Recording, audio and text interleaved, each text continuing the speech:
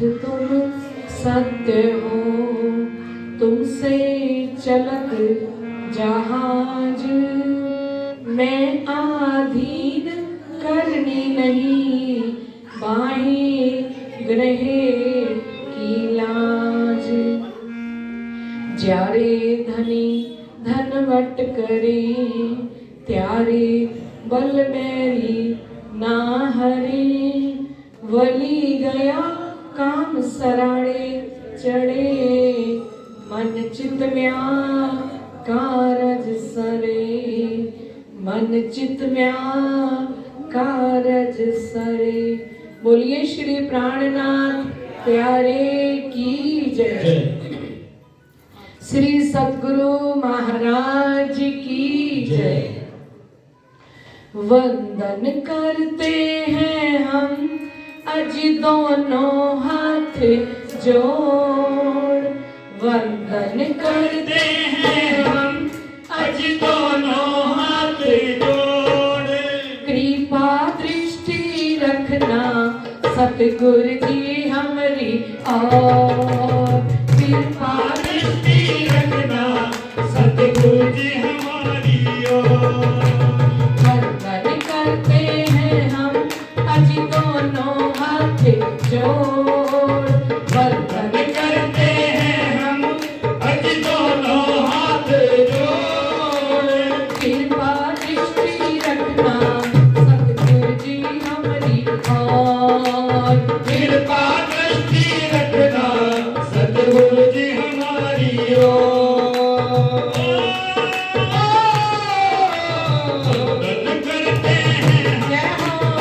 ओर।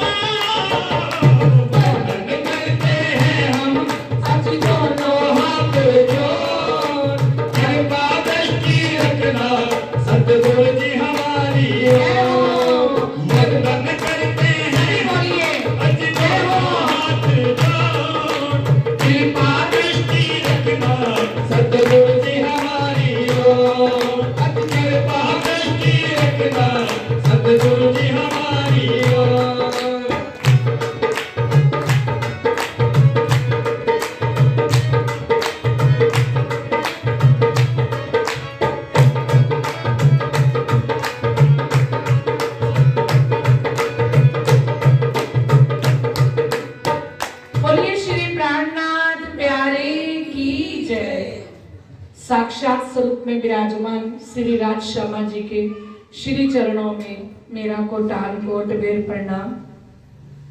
मंदिर के पुजारी जी महाराज के चरणों में कोटि कोटि प्रणाम।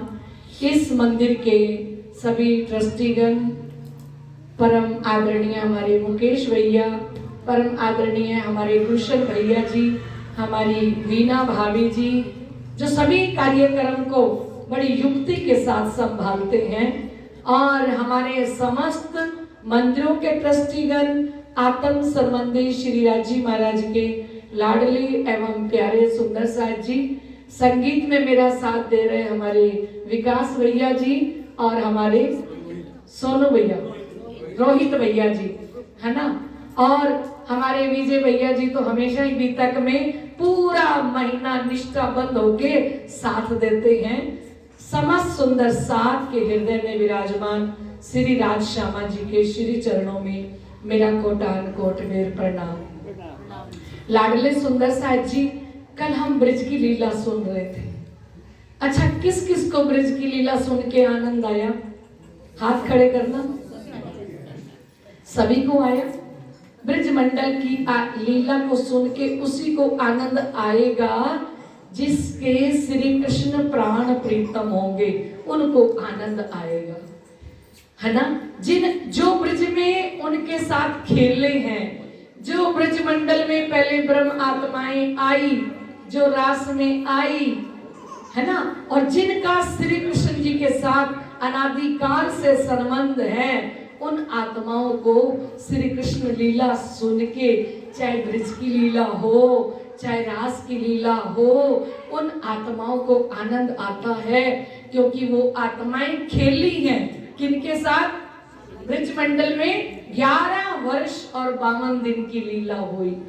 हमने भागवत में तो सारी लीला सुनी हुई है कि किस प्रकार से पूतना की लीला होती है, कैसे गोवर्धन की लीला होती है, कैसे कालिया नाग को नचते हैं, है ना। ये सारी लीलाएं तो हमने भागवत के अंदर सुनी हुई हैं। लेकिन जब श्री कृष्ण 11 वर्ष के हो जाते हैं तो सारी गोपियों को संदेशा भेजते हैं। क्या होता है, कौन बताएगा? कितने वर्ष के हो गए गुलशन भैया श्री कृष्ण जी? 11 वर्ष। अच्छा, फिर क्या किया उन्होंने? है सबको 11 वर्ष के हो गए तो सबको संदेशा भिजवाया। क्या कि गोपियों, आज मेरा जन्मदिन है। और श्री कृष्ण जी को पूर्ण विश्वास था कि ये गोपियां मुझसे इतना प्यार करती हैं, मेरा एक मैसेज, एक संदेशा इन तक चला गया ना, तो ये तो घर बार परिवार सब छोड़ के और मेरा जन्मदिन मनाने के लिए दौड़ी चली आएंगी। लेकिन लीला कर रहे थे ना श्री कृष्ण जी, काल माया का ब्रह्मांड है, और काल माया का ब्रह्मांड पूरी नींद का ब्रह्मांड है। पूर्ण निद्रा का ब्रह्मांड जो है वो ब्रज मंडल है, जहां 11 वर्ष और 52 दिन की लीला हो रही है। यहाँ सखियों को बिल्कुल नहीं पता कि श्री कृष्ण हमारे प्रीतम है और हम परम धाम से खेल मांग के संसार के अंदर आई हैं। कुछ भी याद नहीं है सखियों को, कुछ भी नहीं। बस इतना पता है कि श्री कृष्ण हमें प्यारे लगते हैं, अच्छे लगते हैं, और हमारा दिल जो है ना वो श्री कृष्ण जी के बिना लगता नहीं है। अब गोपियों के पास संदेशा जाता है कि जाओ उनको बुला के लाओ, और कन्हैया के ग्वाले भेजे हुए गए। श्री रामा जाते हैं, ललिता सखी को जाके कहते हैं कि अरे आज तो श्री कृष्ण जी का जन्मदिन है, और श्री कृष्ण जी ने संदेशा भेजा कि हम आज वृंदावन के अंदर जन्मदिन खूब अच्छे से मनाएंगे। ललिता सखी कहती है कि पहले तो हम छोटी थी और जब भी बांसुरी बजती थी तो हम उनके साथ खेलने के लिए चली जाती थी, लेकिन अब हम बड़ी हो गई हैं, अब हम कुलवधुआ नार हैं, अब हम पतिव्रता हैं, हमारे बच्चे हैं, हमारा परिवार है, अब हम श्री कृष्ण जी के साथ जन्मदिन मनाने के लिए वृंदावन थोड़ी जा सकती हैं। राधा जी को भी संदेशा दिया, सारी सखियों को बुलाया, लेकिन सारी सखियों ने आने के लिए मना कर दिया। वो सखियां कोई और नहीं थी, वो कौन थी? हम ही आए ब्रजरास में, हम ही आए इत, घरों बैठे देखी यही तमाशा तित। जब तक आप स्वयं को प्रवेश नहीं करोगे ना कि वो गोपी मैं हूं, तब तक हम जाग नहीं सकेंगे। अगर जागृत होना है तो पहले अपने आप को क्या अनुभव करना है कि हम कौन हैं? हम गोपी। और ये कहानी नहीं है, ये आप बीती व्यथा है। किसकी? हम सब सखियों की, कि हम सब सखियां ब्रज मंडल के अंदर कैसे श्री कृष्ण जी के साथ खेलती थी और कैसे उनके साथ रहती थी। कैसे श्री कृष्ण जब वृंदावन के अंदर आए, पहले सारी सखियां माखन लेके मथुरा में बेचने जाती थी, और श्री कृष्ण आए तो श्री कृष्ण जी ने कहा कि हमारा गोकुल का माखन बिकने के लिए मथुरा में क्यों जाए। अब श्री कृष्ण जी ने सारी गोपियों को रोक दिया कि हमारा यहाँ का माखन यमुना पार नहीं जाएगा, मथुरा के अंदर नहीं जाएगा। हमारा यहाँ का माखन कौन खाएंगे? हमारे गोकुल वासी ही खाएंगे। हैं? टैक्स लगा दिया। और जैसे ही गोपियां आती हैं तो आड़ी लकुट्टी करके खड़े हो जाते हैं, बोलते हैं गोपियों को कि टैक्स चुकाओ। और जो गोपी टैक्स नहीं चुकाती तो सारे ग्वाले पेड़ों पर छुप के बैठ जाती हैं। और वो होती है, क्या होती है वो मारने वाली? गुलेल। और उसमें होता है वो एक पत्थर, सारे ग्वालों को दे देते हैं।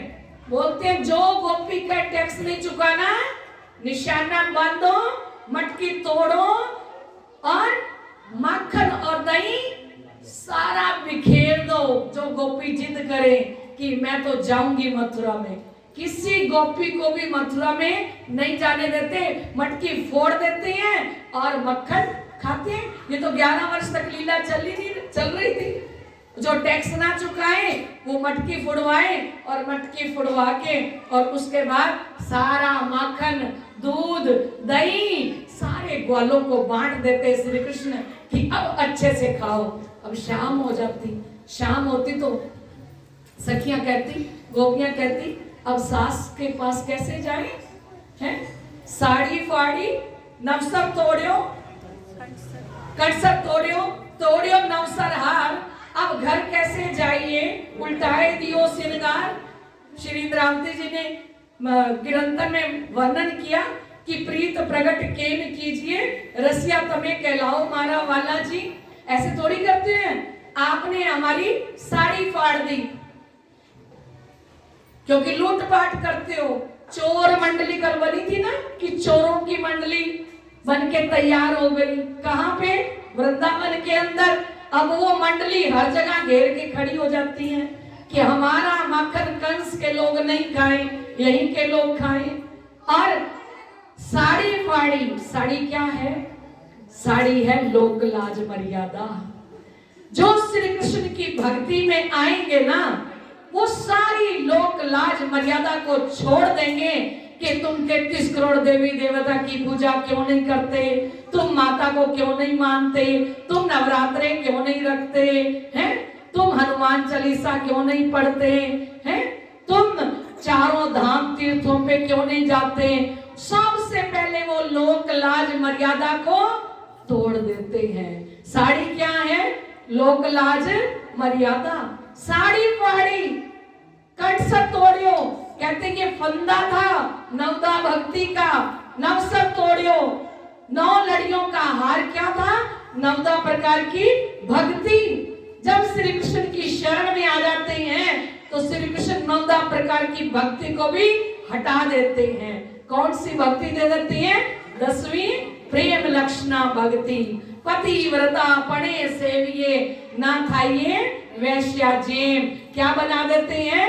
पतिव्रता बना देते हैं श्री कृष्ण। फिर श्री कृष्ण के अलावा जो श्री कृष्ण जी की शरण में आ गए वो श्री कृष्ण के अलावा किसी के नहीं हो सकते। क्यों? क्योंकि जिस दुपट्टे पर आप श्याम रंग चढ़ा लोगे ना, काला रंग चढ़ा लोगे ना, फिर वो दुपट्टा दो किसको बेबी पिंक कलर कर दे, इसको येलो कलर कर दे, इसको व्हाइट कर दे। अब जिस दुपट्टे के ऊपर श्याम रंग चढ़ गया उसके ऊपर कोई दूसरा रंग चढ़ नहीं सकता। और जिसके ऊपर श्याम जी ने अपना रंग चढ़ा दिया, श्री कृष्ण जी ने अपना रंग चढ़ा दिया इन गोपियों के ऊपर, तो इन गोपियों के ऊपर कभी भी किसी का रंग ब्रिज से लेके रास से लेके जागनी ब्रह्मांड तक आज जो वो गोपी हैं उन पर कभी किसी का ना रंग चढ़ा है और ना चढ़ सकता है, एक ही रंग चढ़ा हुआ है। और रंग चढ़े आए प्रीतम प्यारे दा, रंग होर चढ़ा के पी लेना, रंग चढ़े आए मुरली वाले दा, रंग होर चढ़ा के पी लेना, रंग चढ़े आए मुरली वाले दा, रंग होर चढ़ा के पी लेना, रंग चढ़े आए मुरली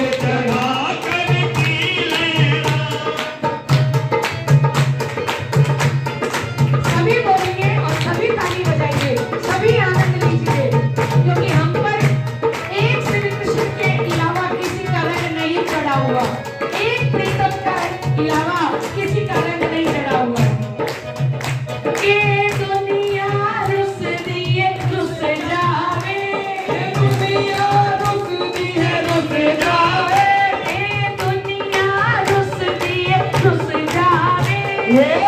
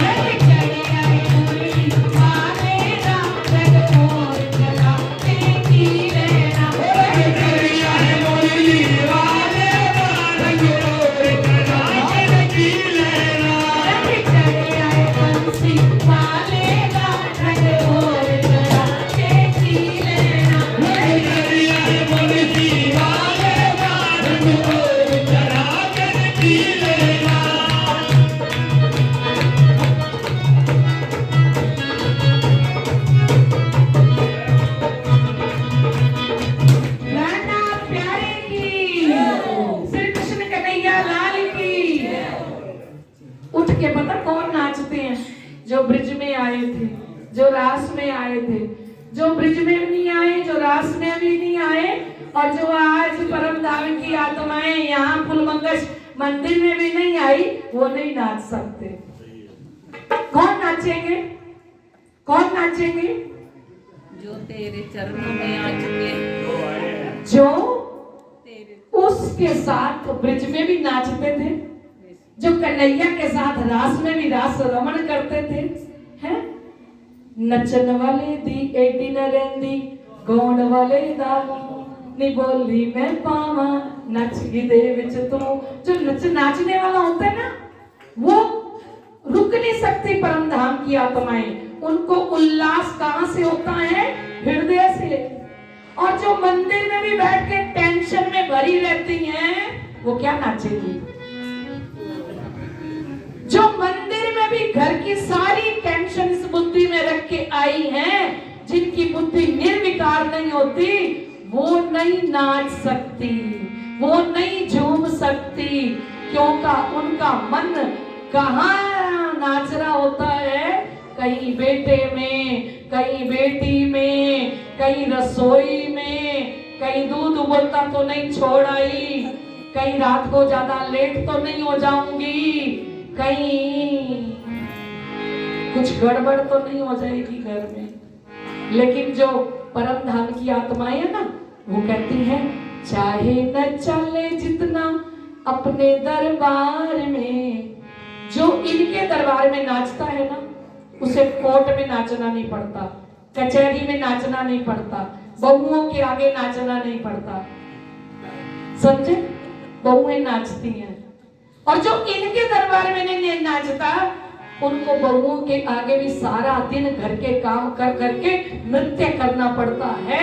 इसलिए कहते हैं चाहे न चले जितना अपने दरबार में, चाहे न चले जितना अपने दरबार में, मुझको न जाना ना तू झूठे संसार में, मुझको न जाना ना तू झूठे संसार में। चाहे न चले जितना अपने दरबार में, चाहे न चले जितना अपने दरबार में, मुझको न जाना ना तू झूठे संसार में, मुझको न जाना ना तू झूठे संसार में। सच में प्रैक्टिकल में बता रही हूँ, जो यहाँ नाचता है ना, उसको ना बिजनेस के लिए नाचना पड़ता है। शेरपुर धाम की बात बताती हूँ। शेरपुर धाम के अंदर गई, अभी भी वो भाई भंडारा देने आते हैं शेरपुर में। उन्होंने मुझे बताया कि मेरी कपड़े की दुकान है बहन जी। मैंने कहा आप भी भंडारा देते हो? कहते मेरी भंडारे की स्टोरी थोड़ी बड़ी है। मैंने कहा कैसे? कहते बहुत सालों से भंडारा चल रहा है। मैंने कहा कैसे? कहते कपड़े की दुकान मेरी है और यहाँ मुझे महाराज जी ने बोल दिया कि भाई इस बार तू भी भंडारा देना शेरपुर में। तो कहते मैंने सोचा भी दुकान पे कौन बैठेगा, मैं भंडारा देने आऊंगा तो दुकान पे कौन बैठेगा, और बाजार में दुकान बंद की नहीं जाती, कोई कारण हो तो दुकान बंद की जाती है। कहते शेरपुर वाले महाराज जी ने, राम रतन दास जी ने बोल दिया भाई इस दिन तो तेरा ही भंडारा है, अब तेरे को आना है भंडारा देने के लिए। तो कहते मैं गुरु आज्ञा समझ के भंडारा देने चला गया शेरपुर में। अब गुरु महाराज जी ने बोला तो आ गया भंडारा देने। अब भंडारा देने आया, भंडारा दे के शाम को दुकान पर पहुंचा। शाम को पहुंचा दुकान पर तो शाम को एक ग्राहक आया मेरे पास, आके कहता है वो माल दे जो मैं सुबह कटवा के रखवा गया हूं। वो कहता है आज मैंने दुकान नहीं खोली, मेरे पास कौन सा माल कटवाया। कहते क्यों मजाक करते हो भाई, सुबह तो पूरा माल काट काट के मेरी तो गठड़ी वो पड़ी, मैं रख के वहां गया था सामने ऊपर पड़ी मेरी गठड़ी, मैं जितने मीटर कटवा के गया देख डोरी से बांध बांध के वो रखा पड़ा मेरा माल। कहते मैं आया ही नहीं दुकान पे, मैं तो शेरपुर में भंडारा देने गया हुआ था, जब मैं आया ही नहीं तो मैंने माल कब काटा। तो कहते ये किसने बांधा? सुबह तो तू या तेरी बिल बुक निकाल। बिल बुक निकाली तो उस भाई के नाम का पूरा बिल कटा हुआ और कौन सा कपड़ा कितने मीटर लिया वो सारा नीचे उतारा, नापा पूरा का पूरा, तो पूरा कपड़ा था। भाई जाके कहता है महाराज जी आप कल मेरा रूप धारण करके कल दुकान खोल के भी बैठ गए थे क्या? जब आप ही दुकान खोल के बैठते हो मेरा रूप धारण करके, तो आज के बाद मैं हमेशा भंडारा देने दुकान बंद करके ही आऊंगा। बोलो कृष्ण कन्हैया लाल की, सतगुरु महाराज की। तो जो उनके लिए नाचते हैं ना, जो उनके लिए उनके हुक्म पर मर मिटते हैं ना, उनको मेरे संसार के परिवार के हुक्म पर मरना मिटना नहीं पड़ता। एक बात समझ जाओ, जिसने सर्वस्व अपना सद्गुरु और धनी के लिए कुर्बान कर दिया ना, उसको कुछ भी नहीं करना पड़ता, क्योंकि वो कहते तू मेरे चरणों में झुक जा, मैं सारी दुनिया तेरे चरणों में झुका दूंगा, तू मेरे चरणों में झुक जा। अभी भी हम रास्ते में बात कर रहे थे कि आज तक भी अगर प्रणामी सुंदर साथ को उलझन है, टेंशन है, आज भी डिप्रेशन है, तो लगता है उन्होंने अपनी पूरी डोर सद्गुरु और धनी के चरणों में नहीं छोड़ी। एक बार जो छोड़ देता है ना उनके चरणों में, और एक बार जिसके ऊपर सद्गुरु का और धनी का रंग चढ़ जाता है ना, उसके ऊपर फिर ये माया का रंग कभी भी नहीं चढ़ता। उनके लिए धनी ने वाणी में लिखा, ए माया छे अपनी आज्ञाकार। ये चौपाई है सनी बहन जी। ए माया छे अपनी आज्ञाकार। ये माया आज्ञाकार कब बनती है? कब बनती है? जब हम उनके आज्ञाकार बन जाते हैं। मोहम्मद साहब जी के पास एक भाई आया अपने ऊंट को लेके और आके कहता है मोहम्मद साहब जी को कि मोहम्मद साहब जी, ये मेरा ऊंट मेरा कोई काम नहीं करता। इस ऊंट को कहता हूं उठ जा तो ये बैठ जाता है, इसको कहता हूं बैठ जा तो ये उड़ जाता है, इसको कहता हूं चलना है तो ये नीचे ऐसे सोता है, मेरा एक भी कहना नहीं मानता। मोहम्मद साहब जी ने जल का छिट्टा लिया, उनके पास जिब्राइल जोश हमेशा रहता था, जल का छिट्टा मारा और जल का छिट्टा मार के उसको मनुष्य की आवाज दी ऊंट को, और ऊंट से कहा भाईजान, आप इस भाईजान का कहना क्यों नहीं मानते? ये आपको कहता है उठ जाओ तो आप बैठ जाते हो, क्या ये सही है? उसने कहा सही है। ये कहता है आप चलो तो आप नहीं चलते, सो जाते हो, क्या ये सही है? बोले बिल्कुल सही है। तो कहते आप ऐसा क्यों करते हो? ऊंट मनुष्य की आवाज में बोला, मोहम्मद साहब, ए रसूल खुदा, ए खुदा के रसूल मोहम्मद, ये खुदा का एक भी कहना नहीं मानता, ना ये रोजा रखता है, ना ये हज करता है, ना ये जारत करता है, ना ये जगात करता है, ना 40वां हिस्सा दान में देता है। जब ये खुदा का एक भी कहना नहीं मानता तो मैं इसका कहना क्यों मानूं? फिर मोहम्मद ने पूछा, भाईजान आप सच में रोजा नहीं रखते? बोले मैं रोजा नहीं रखता। आप हज भी नहीं करते? बोले मैं हज नहीं करता, जारत नहीं करता, जगात नहीं करता। आप खुदा का कोई कहना नहीं मानते? बोले मैं कोई कहना, मैं नमाज का कोई भी हुक्म अदा नहीं करता। तो बोले देखो, इस ऊंट ने कहा है अगर ये भाई खुदा का सारा कहना माने, जो खुदा ने हमें नियम दिया है उस नियम का पालन करे, तो मैं इसका हर कहना मानूंगा। मोहम्मद साहब जी ने कहा भाई मंजूर है, कल से आप रोजा भी रखोगे, हज करोगे, ये यहाँ पे शर्त लूंगा? बोले हाँ जी। अब ऊंट को कहना ही नहीं पड़ता कुछ भी, जैसे ही वो किसान तैयार होता है ऊंट उससे पहले तैयार हो जाता है चलने के लिए। क्यों? क्योंकि उसने किसका कहना मानना शुरू कर दिया? क्योंकि अब वो नमाज अदा करके जाता है, अब वो खुदा के जो 6 नियम हैं वो पूरे पालन करने लग गया। जैसे ही पालन करने लग गया ऊंट को कुछ नहीं कहना पड़ता। और हम आत्माएं अगर घर में अष्टपैर की सेवा पूजा और ये तारतम वाणी और तारतम की माला जो हमें नियम दिए गए हैं वो हम पूर्ण पालन करें तो हमें घर में किसी को काम कहना ही नहीं पड़ेगा। सब अपने अपने काम अपने आप करते जाएंगे। हमें तो क्या करना है? हमें तो धनी का काम करना है। तुम करो मेरी जिक्र, मैं करूं तुम्हारी फिक्र। हमको उस रंग के अंदर रंग जाना है। कौन से रंग में? प्रेम के रंग में। श्री कृष्ण किसका स्वरूप है? प्रेम का स्वरूप है। आज गोपियों को बुलाया है तो किस लिए बुलाया है?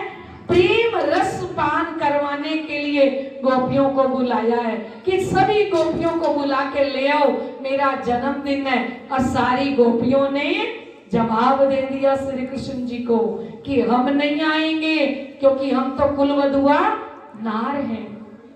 श्री कृष्ण जी बड़े उदास हो गए कि भाई सारी गोपियां ही नहीं आई। आज तो मेरा मन था वृंदावन के अंदर महारास करने का और कोई गोपी नहीं आई। मैया यशोदा ने देखा कि कन्हैया बहुत उदास लग रहे हैं। बोले कन्हैया उदास क्यों?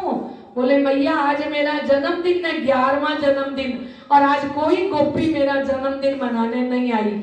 मैया यशोदा कहती है तो मैया है ना जन्मदिन मनाने वाली, मैया इतना सुंदर जन्मदिन मनाएगी कि सब देखते ही रह जाएंगे।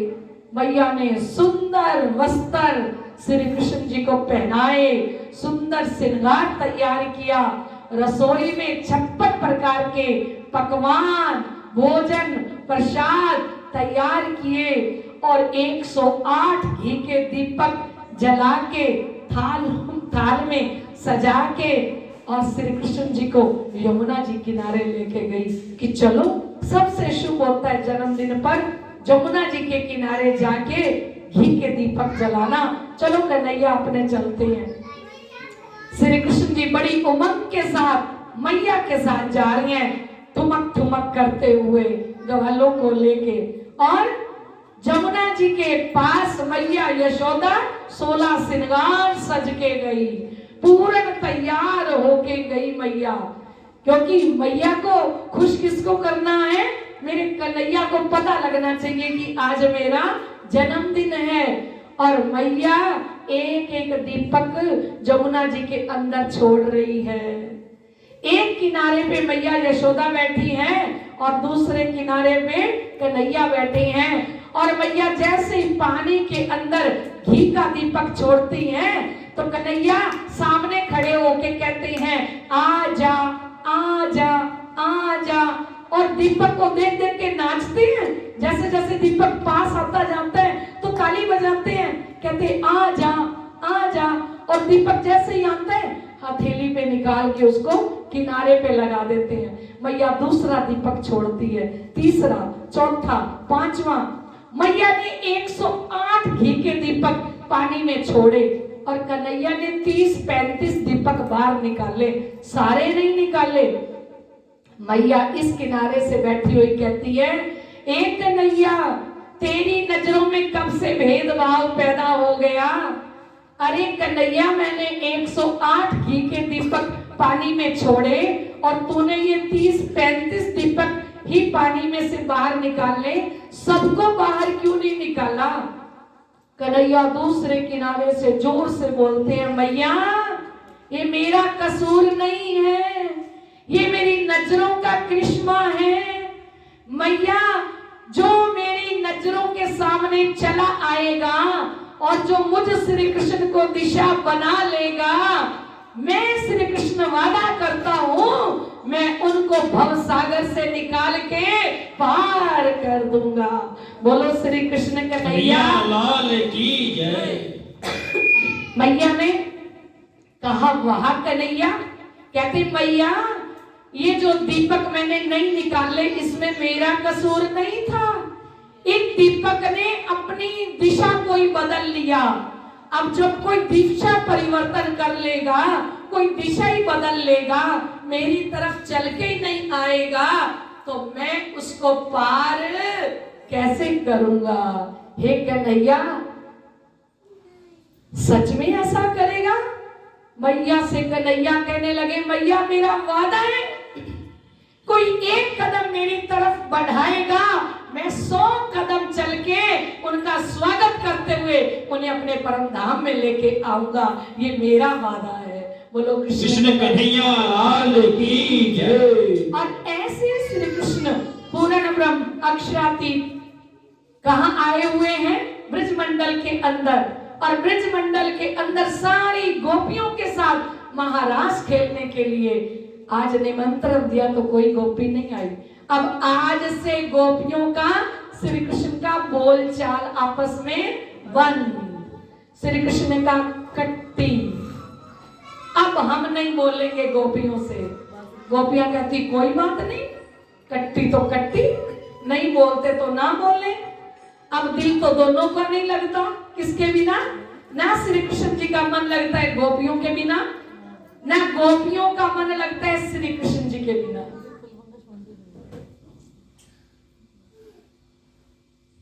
वाछड़ा लई जारे बन पधारे, त्यारे रोवता दिन जाए जी। श्री कृष्ण गाय और बछड़े लेके चल पड़ते हैं। कहाँ? वनों में। और जैसे ही वनों में जाते हैं, गोपियां सारी अपनी अपनी चौखट पे खड़ी हो जाती हैं। सारी गोपियां कि कन्हैया का जाने का टाइम हो गया। और जब श्री कृष्ण गोपी को देखने लगते तो गोपी मुख नीचे कर लेती है या दूसरी गोपी के साथ बात करने लग जाती है। दिखाती ये है श्री कृष्ण जी को कि हम कोई आपको थोड़ी देख रहे हैं। और जब गोपियां श्री कृष्ण जी को देखने लगती हैं तो श्री कृष्ण जी अपनी नजरें नीचे झुका के गायों को हाथ थप्पी मारने लगते हैं कि मैं कोई आपको थोड़ी देख रहा हूं। अब जब गोपी श्री कृष्ण जी को देखती हैं तो श्री कृष्ण जी नजरें नीचे झुका लेते हैं। जब श्री कृष्ण जी गोपी को देखते हैं तो गोपी अपनी नजरें नीचे झुका लेती है, लेकिन दिल तो एक दूसरे का लगता ही नहीं है। क्यों? क्योंकि वो श्री कृष्ण कौन है? ओ काली कमरी वाला मेरा यार है, काली कमरी वाला मेरा यार है, मेरे मन का प्रीतम तो दीदार है। ओ काली कमली वाला मेरा यार है, मेरे मन का मोहन तू दिलदार है। ओ काली कमली वाला मेरा यार है, मेरे मन का मोहन तू दिलदार है। तू मेरा यार है, मेरा दिलदार है, तू मेरा यार है, मेरा दिलदार है। काली कमली वाला मेरा यार है, मेरे मन का मोहन तू दिलदार है। काली कमली वाला मेरा यार है, मेरे मन का मोहन तू दिलदार है। सभी ताली बजाएं, सभी आनंद लीजिए। वो गोपियां हम ही हैं, कोई और नहीं है।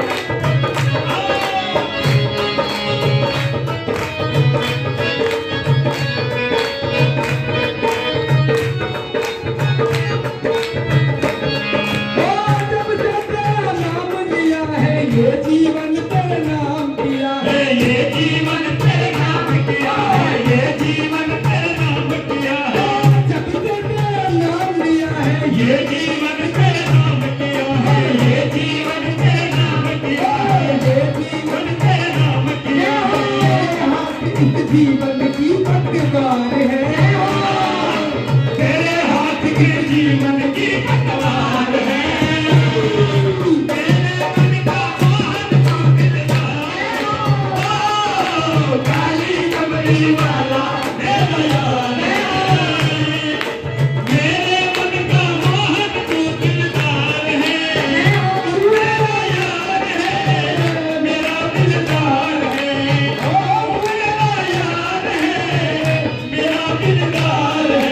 ओ काली कमली वाला मेरा यार है, मेरे मन का मोहन तू दिलदार है। जय हो।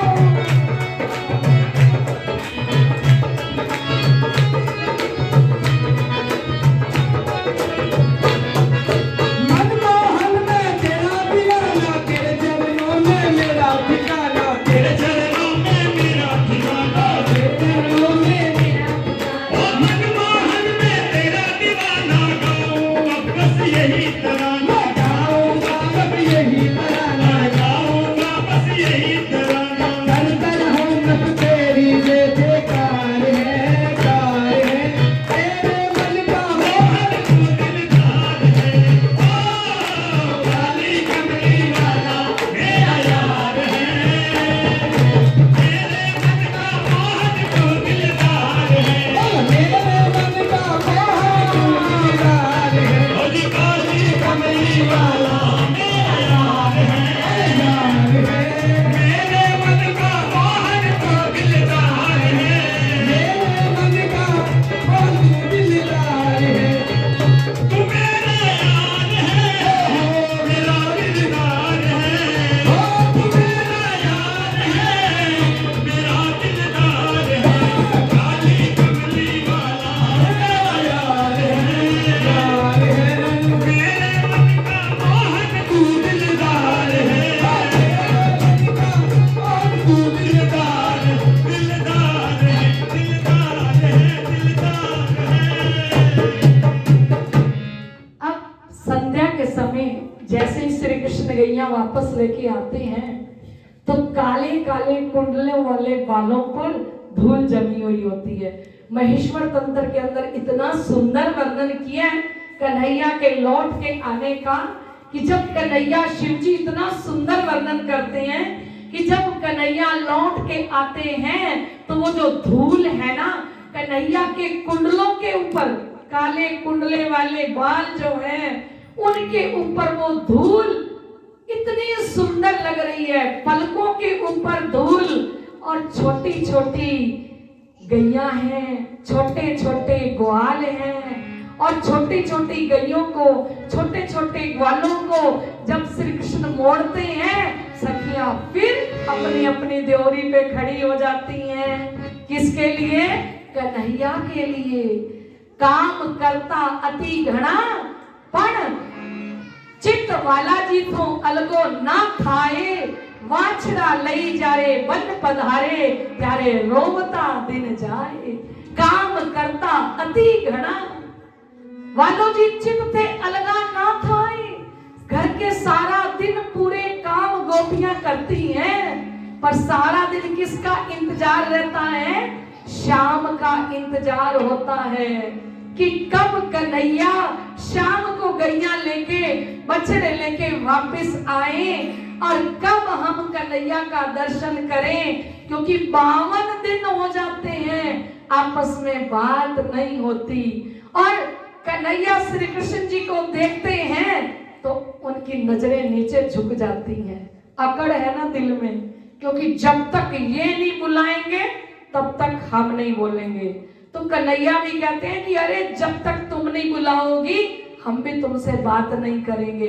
देखते हैं कि कब तक आप हमसे जुदा रहती हो। 52 दिन निकल जाते हैं और 52 वाले दिन जब गाय और बछड़े लेके गए श्री कृष्ण वनों में, तो कल्याण जी ने कहा कि कन्हैया गाय वापस मोड़ लो, संध्या का समय हो गया। बोले मैं बलराम जी के साथ आ रहा हूं, आप गाय वापस मोड़ लो।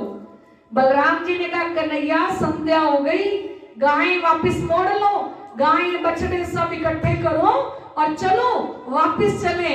तो उनको कहते हैं कन्हैया कि मैं कल्याण जी के साथ आ रहा हूं। ना बलराम जी के साथ जाते हैं ना कल्याण जी के साथ जाते हैं, और योग माया को आदेश देते हैं कि ए योग माया, एक नया वृंदावन, नई यमुना जी और नया एक धाम की रचना कर हम उसके अंदर क्या करेंगे? गोपियों को बुलाएंगे। जो हम गाते हैं ना, योग माया नो देह धरी, हाँ जो योग माया नो देह धरी, श्री श्यामा जी थैया तैयारा ने, श्री श्यामा जी थैया तैयारा ने, हाँ जो योग माया नो देह धरी। एक नया ब्रह्मांड बना दिया, और नया ब्रह्मांड बनाने के बाद कदम वृक्ष पर खड़े होके बांसुरी बजानी शुरू करी। और जैसे ही बांसुरी बजी तो कोई सखी अपने पति को भोजन करा रही थी, थाली में पैर देके भाग गई। कोई बच्चे को नहला रही थी तो सिर में लोटा छोड़ा भाग गई। कोई गाय का दूध निकाल रही थी, गाय का दूध निकालते हुए बर्तन वहीं गिरा और भाग गई। और कहां पहुंची? वृंदावन के अंदर। और जितनी देर में योग माया को आदेश दिया, श्री कृष्ण जी से रहा ही नहीं गया। जैसे ही बांसुरी होठों पे रखी, बांसुरी बजाई, हर गोपी को लगा कि मेरा नाम कन्हैया लेके मुझे बुला रहे हैं, क्योंकि 52 दिन से तरस रही थी, तड़प रही थी सारी सखियां कि कब श्री कृष्ण हमें बुलाएं और कब हम उनका जाके दर्शन करें, दीदार करें, हमें वो वही महारास खिलाएं। अब जब गोपियां गई तो श्री कृष्ण जी रास ग्रंथ के अंदर कहते हैं कि अरे गोपियों, संध्या के समय घर छोड़ के आई हो, सब कुशल मंगल तो है गोकुल के अंदर। अरे पतिव्रता स्त्री थोड़ी आधी रात के समय घर छोड़ के आती हो, अब तो तुम पतिव्रता हो। और मैंने सुना तुम्हारा कुल भी बड़ा ऊंचा है, तुम तो ऊंचे कुल, ऊंचे घराने की रहने वाली हो, हैं? अगर पति अंधा हो तब भी छोड़ के नहीं आना चाहिए। अगर पति कितनी दरिद्री हो, कितनी गरीबी हो, पतिव्रता स्त्री को, तब भी उस पति को नहीं छोड़ना चाहिए। है जो पति होवे आंध लो तेरे नव मुख्य कुलवंती नार। पति अंधा हो तो भी पतिव्रता स्त्री छोड़ के नहीं आती। तुम क्यों छोड़ के आई हो? है वो भी रात के समय, ऐसा अंधेरा जंगल, उसमें से तुम निकल के आई हो। अरे सखियों, पतिव्रता स्त्री को रात के समय घर नहीं छोड़ना चाहिए। बड़े बड़े दृष्टांत देने लगे। श्री इंद्रावती जी का नाम है मानिक दे, और ये बातें सुन के कुछ सखियां स्वांसी भी गिर पड़ी, राजसी भी बेहोश हो गई, पर तामसी में मानिक दे इंद्रावती जी सखी खड़ी रही। इंद्रावती जी सखी कहती है, आपकी बात पूरी हो गई हो, वेद पुराण के दृष्टांत पूरे हो गए हो, तो हम आपसे एक बात कहें। तो बोले श्री कृष्ण, हाँ जी बोलिए। बोलिए हम आपको एक कहानी सुनाते हैं। इंद्रावती जी कहती हैं। इंद्रावती जी ने वाला जी से कहा, हम आप छोटी सी कहानी सुनाते हैं श्री कृष्ण। एक पतिव्रता स्त्री थी और उसका पति बाहर गया, और बाहर गया तो अपनी फोटो देके गया, क्योंकि पतिव्रता स्त्री ने कहा मैं आपके बिना पानी भी नहीं पीती, भोजन भी नहीं करती, आप बाहर चले जाओगे तो फिर मैं भोजन कैसे करूंगी, मैं पानी कैसे पीऊंगी। तो वो पति ने कहा कि जब इस फोटो को पानी पिला लो, ध्यान से भोग लगा लो, तो तब उस समय तुम पानी पी लिया करना। जब तक मैं नहीं हूं, मैं मेरी फोटो देके जा रहा हूं, इसकी पूजा करके और आप पानी पी लिया करना, ठीक है। अब इतने वर्ष हो गए, पति बाहर गया हुआ है और पत्नी का वही नियम है। क्या नियम है? क्या नियम है विजय भाई साहब? फोटो के आगे भोग लगाती हैं, फोटो को पानी पिलाती हैं, उसके बाद पानी पीती है। अब श्री इंद्रावती जी कहने लगी, वाला जी आज वो फोटो को भोग लगा रही है, पर बाहर उसका असली पति आ गया है और वो दरवाजा खटखटा रहा है, उसको दरवाजा नहीं खोलना चाहिए ना। अरे श्री कृष्ण जी कहते, कैसी बात करती हो, जब असली पति आ गया तो वो नकली पति की फोटो की आगे भोग लगा रही है, तो उसको भोग थोड़ी लगाते रहना चाहिए, उसको दौड़ के दरवाजा खोलना चाहिए।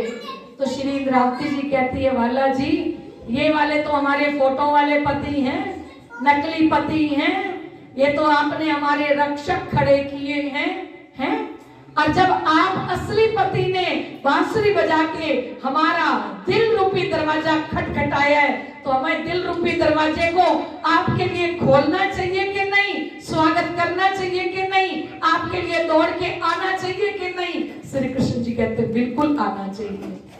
फिर इंद्रावती जी कहती एक और छोटी सी बात सुन लो, मैं भी वेद पुराण से दृष्टांत दे रही हूँ। कहते आप वेदों के ज्ञाता हो ना, तो मैं भी वेद पुराण से बात बताती हूँ। एक बात और सुनो।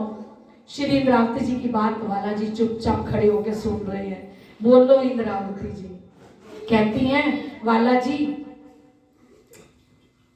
एक मालिक ने एक बगीचा लगाया बड़ा सुंदर, और उसके लिए एक माली रखा, है ना। अब बगीचे के अंदर सुंदर सुंदर आम लग गए हैं और बगीचा आम से बिल्कुल भर गया है। अब माली ने सींचा है पूरे वर्ष तक, पूरी रक्षा माली ने की है उस बगीचे की। अब सारे आम पे हक किसका होना चाहिए? हमारे वाला जी माली का हक होना चाहिए ना। वाला जी कहते अरे माली का हक कैसे होना चाहिए? हक किसका होना चाहिए? बगीचा किसका है? मालिक का। बोले बगीचा मालिक का है तो सारे फलों पर भी हक किसका होना चाहिए? मालिक का होना चाहिए। तो श्री इंद्रावती जी कहती ये हम जो बगीचे हैं ये आपके हैं, और हमारी आत्मा रूपी जो फल है इस बगीचे की देख रेख ये पति कर रहे थे। ये पति तो आपने माली रखे थे और इस शरीर की देख रेख कर रहे थे, इस बगीचे की देख रेख कर रहे थे, पर अंदर जो हमारी आत्मा बैठी है वो आत्मा रूपी जो फल है उसके ऊपर बालाजी किसका अधिकार है? बालाजी ने श्री इंद्रावती जी को कंठ से लगा लिया और कंठ से लगा के कहते हैं मैं तो आपकी परीक्षा ले रहा था कि कहीं अभी भी आपके अंदर माया तो नहीं है। मैं देख रहा था कि अभी भी आप वहां से आई हो, तुम्हारे अंदर माया तो नहीं है। पर माया कैसे हो सकती है? क्योंकि सखियां तो शरीर भी छोड़ के आई, सखियां तो मन चित्त बुद्धि अहंकार वो शरीर का अंतस्करण भी छोड़ के आई। जब सखियां सब कुछ छोड़ के आई तो माया तो अंदर लवलेश भी नहीं थी, रंजक मात्र भी माया नहीं थी। तो श्री कृष्ण जी ने कहा मैं तो आपकी परीक्षा ले रहा था। सखी एक समय श्री सांवरिया वृंदावन में, सखी एक समय श्री सांवरिया वृंदावन में, उत्पाजक प्रेम रसाल हो वृंदावन में, उत्पाजक प्रेम रसाल हो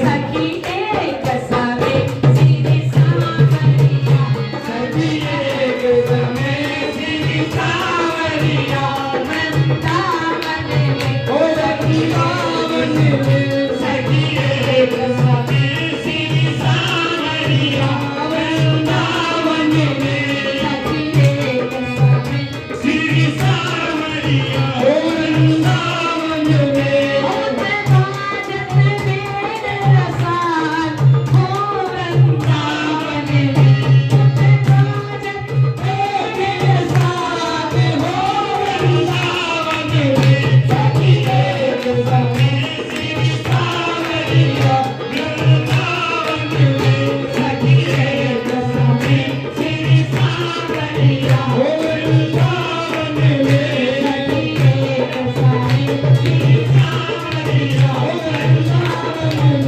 सखी एक समय श्री सांवरिया वृंदावन में, सखी एक समय श्री सांवरिया वृंदावन में। जय हो, ताली भी बजाइए।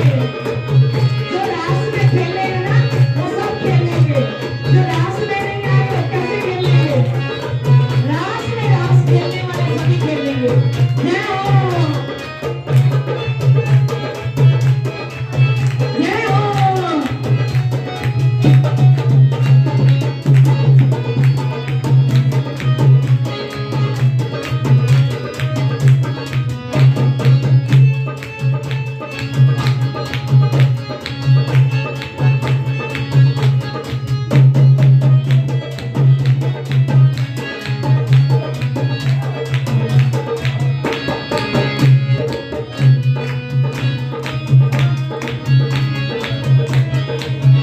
सखी पहले विकसित तामसिया वृंदावन में, ओ सखी पहले विकसित तामसिया वृंदावन में, सखी पहले विकसित तामसिया वृंदावन में, सखी पहले विकसित तामसिया वृंदावन में, इन्हें छोड़ दिए घर बार हो वृंदावन में, इन्हें छोड़ दिए घर बार हो वृंदावन में, सखी पहले विकसित तामसिया वृंदावन में, सखी पहले विकसित तामसिया वृंदावन में, इन्हें छोड़ दिए घर बार हो वृंदावन में, इन्हें छोड़ दिए घर बार हो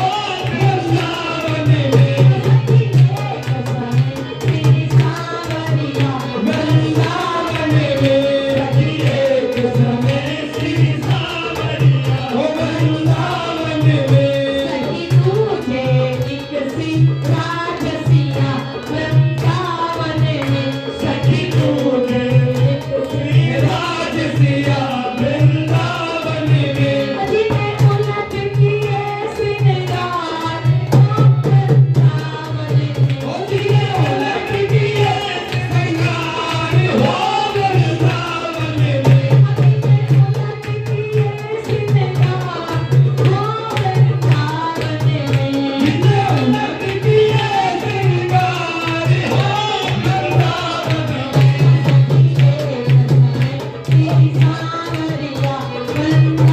सखी एक समय श्री सांवरिया वृंदावन में सखी चीजें विकसी स्वांत सिया वृंदावन में सखी तीजे विकसी श्वास किया वृंदावन में सखी चीजें विकसी स्वांत सिया वृंदावन में सखी तीजे विकसी श्वास किया वृंदावन में जिन्हें छोड़ दिए आधार वो वृंदावन में जिन्हें छोड़ दिए आधार हो वृंदावन में जिन्हें छोड़ दिए आधार वो वृंदावन में जिन्हें छोड़ दिए आधार हो वृंदावन में सखी एक समय श्री सांवरिया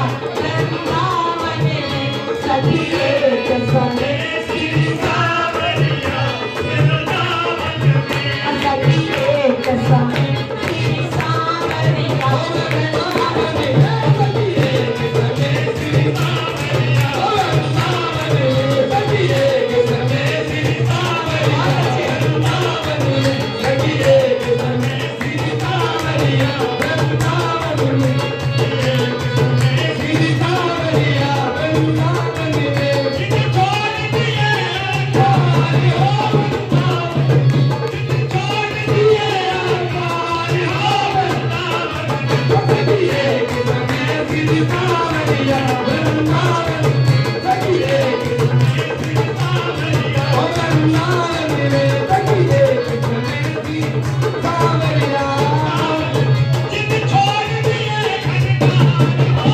वृंदावन में जिन्हें छोड़ दिए घनघार हो वृंदावन में सखी एक समय श्री सांवरिया वृंदावन में सखी एक समय श्री सांवरिया वृंदावन में वृंदावन में वृंदावन में वृंदावन में वृंदावन में वृंदावन में